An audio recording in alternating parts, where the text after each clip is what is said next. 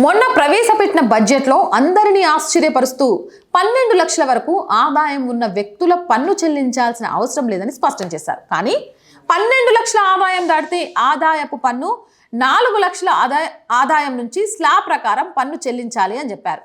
దీంతో ఇక్కడ అందరూ అయోమయంలో పడ్డారు. అసలు ఏంటి అర్థం కాకుండా ఉన్నారు.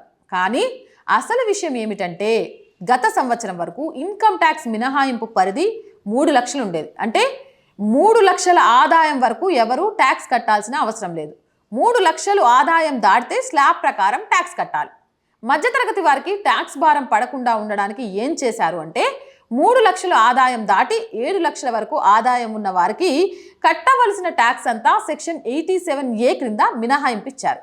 ఉదాహరణకు 7 లక్షల ఆదాయం 3 లక్షల ఆదాయం దాటి 7 లక్షల వరకు అతనికి సుమారు 20,000 పన్ను కట్టాలంటే ఈ 7 లక్షల్లో 3 లక్షలు తీయగా మిగిలిపోయిన 4 లక్షల మీద 5% ట్యాక్స్. కానీ 87A క్రింద ఈ పన్ను 20,000 కట్టాల్సిన అవసరం ఉండదు. అంటే పరోక్షంగా 7 లక్షల ఆదాయం వరకు ట్యాక్స్ కట్టే పని లేదని చెప్పొచ్చు.